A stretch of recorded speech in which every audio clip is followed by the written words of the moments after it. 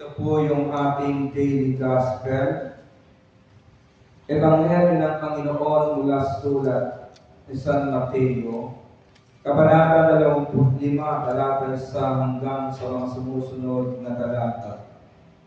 Dito may tutulad ang pagpasok sa kaharian ng Diyos. May 10 dalagang lumabas upang sumalubong sa lalaking kakasal. Bawat isa ay may dalang ilawan. Ang 5 sa kanila ay hangal at ang 5 ay matalino. Ang mga hangal ay nagdala ng kanilang mga ilawan, ngunit hindi nagbaon ng langis. Subalit ang matatalino ay nagdala ng langis bukod pa sana sa kanilang ilawan. Nabalag ang dating ng lalaking kakasal, kaya tinantok silang lahat at nakatulog. Ngunit ang hating gabi na ay may sumikaw, narito na ang lalaking kakasal sa lubungin ninyo. Agad nagpangon ng 10 dalaga at inayos ang kanilang ilawan. Sinabi naman ang hangal sa matatalino, bigyan naman ninyo kami ng kaunting langis. Aandap-andap na ang aming mga ilawan. Baka hindi magkasya ito sa aking lahat, tugon ng matatalino. Mabuti pa ay pumunta muna kayo sa nagtitinda at bumili ng para sa inyo. Kaya lumakad ang 5 hangal na dalaga, samantalang bumibili sila. Dumating ang lalaking ikakasal. Ang 5 nakahanda ay kasama niyang pumasok sa kasalan at ipinili ng pinto. Pagkatapos dumating naman ang 5 hangal na dalaga, Panginoon, papasukin po ninyo kami, sigaw nila. Ngunit tumugon siya, sinasabi ko sa inyo, hindi ko kayo nakikilala. Kaya't magbantay kayo sapagkat hindi nyo alam ang araw ni ang oras.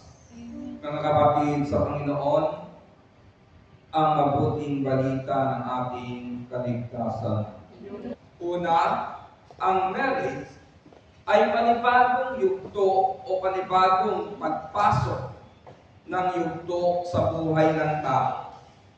Kung babalikan natin ang ating buhay pananampalataya, meron pong tinatawag ng marriage of the Lamb. Ang mga taong mananatiling tapat sa Diyos, pagdating ng panahon, siya po ay ikakasal sa kordero. Kaya ibig sabihin ng kapatid, ang kasal ay pagpasok sa panibagong yugto ng buhay. Kapag bumalik po ang Panginoon at tayo kinuha ng Panginoon, panibagong yugto ng buhay natin. Ano na iyan? Wala nang pag-iyak, wala nang kalungkutan, wala nang pagtangis, wala nang sakit. Papalitan po ng ligaya sa piling ni El Shaddai. Ikalawang dahilan, ang marriage po ang kahulugan ay saya't ligaya. Ang lalaki at babaeng kakasal, kapag sila'y nagkasundo, maligaya, masaya kanilang mga puso. At ang ikatlo, mga kapatid, ang marriage po, lahat ng taong naroon ay alerto sa bawat sandaling nagaganap sapagkat alam nilang napaka-importanting masaksihan nila ang ganong pangyayari. Kaya ito pong isang dahilan kung bakit marriage ang ginagamit ng gospel o talinghaga ng Panginoon na pagpasok sa kaharian ng Diyos. Sa hudyo ng panahon iyon, may 3 parts ang tinatawag ng marriage. Una, yung pagkakasundo ng mga magulang. Alalahanin po natin kung babalikan natin ang Old Testament at maging sa panahon ng public ministry ng Panginoon. Ang nagkakasundo sa lalaki at babaeng ikakasal ang kanilang mga magulang. Dahil alam ng mga magulang na ito ang makabubuti sa kanilang mga anak. Iyan po ang unang part. At ang ikalawa, mga kapatid, ay yung pagtitipan ng dalawang ipinagkasundo na sila naman ay magkasundo. Na yung sila. At ang gagawin po ng lalaki, mga kapatid, iiwan muna yung babae. Hindi pa sila magsasama.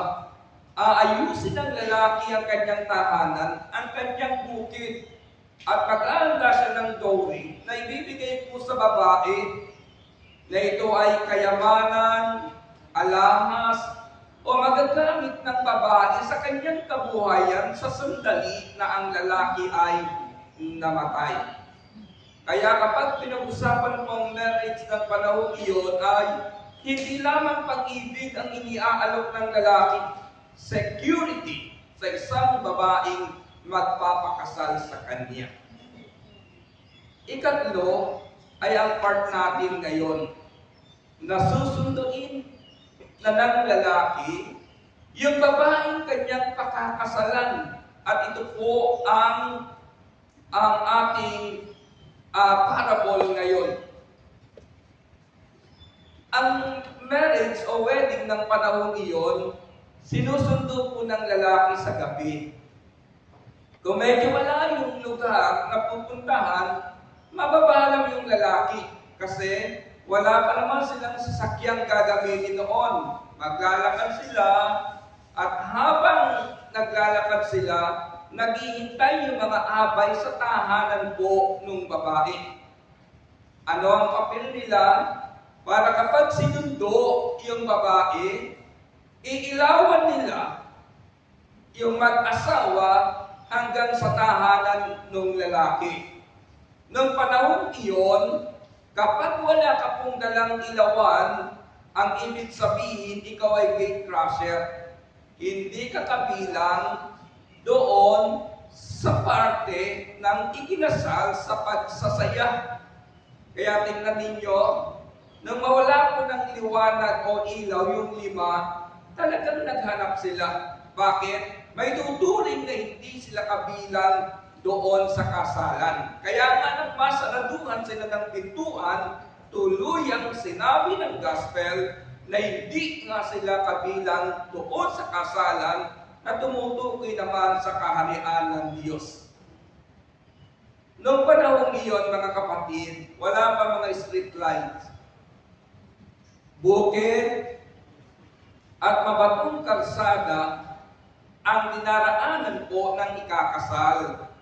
Kaya napaka-importante ng ilaw. At gabi po sinusundo ng lalaki. Bakit? Para nga doon sa dadaanang lugar maipahayag na sila ay ikinasal ng babaeng ito. Ngayon, ibang klase kasi mga kapatid, minsan di mo nasusunduin, uuwi na lang. At kaya ko sinasabi ko sa aklat ng Proverbs sa lalaki, bago ka magtayo ng isang pamilya, ayusin mo muna ang bukid at ang iyong bahay. Ngayon nga, sabi ni Father kanina, kahit wala pang bahay, nagpapakasal na. Mahigpit nung unang panahon, mga kapatid. Ang panunuyo sa isang babae, kailangan abutin pa ng 7 taon. Ngayon, 7 minuto lang, tapos kakaayos na. Hindi ba? Nag-on sa chatting at break sa chatting. Napakahalaga po ng marriage nung unang panahon. At yan ay establish ng Panginoon. At dapat nga, ituro nyo sa inyong mga anak na pahalagahan yan. Ang lalaki, kapag nagpakasal sa isang babae, hindi ka lamang nag-aalok ng love, nag-aalok ka ng security. Sabi nga ni Tatalino, aanin mo ang pag-ibig na wagas kung wala namang pambili ng bigas. Kaya kapag sinabi mong I love you, tiyakin mo na ang babae yan may tahanan kang umuwian siya at meron kang bukid na pagkakakitaan, ipakakain sa iyong magiging mga anak. Pero hindi po marriage ang pag-uusapan natin. Ang pag-uusapan pa rin natin ay spiritual preparation. Bakit po binanggit dito ng Biblia na ang 5 babae tulis o mga hangal? Ito mga kapatid, una hindi po sila preparado. Ikalawa, they neglected their duty. Hindi sila preparado neglected sa kanilang duty, at yan po naman yung vice versa. Kung bakit yung 5 ay tinawag na matalino, sila po ay preparado at ang kanilang ginagawa ay faithful sa kanilang duty.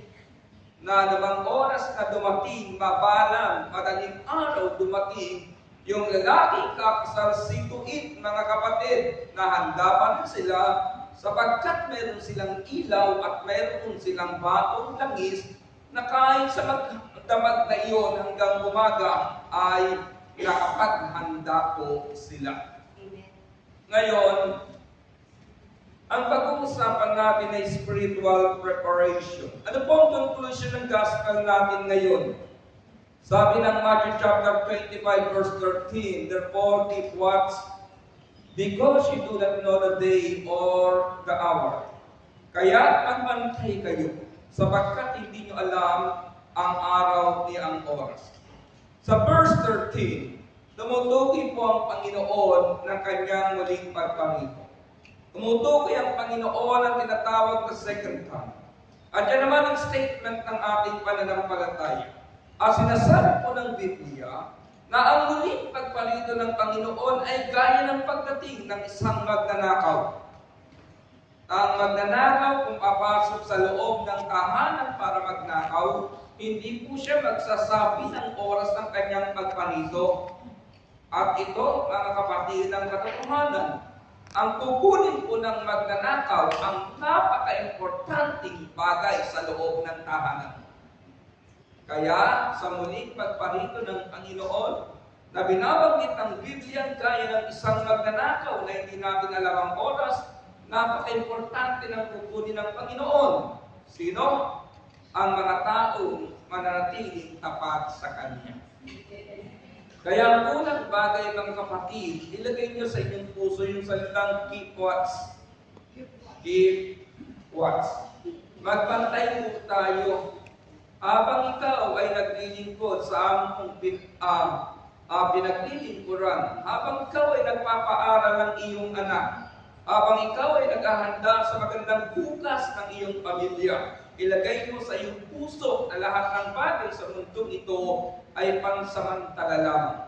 Kukupas iyan, lilipas iyan. Ang ating dapat bantayan, mga kapatid, ang ating spiritual na kalagayan sa Panginoon.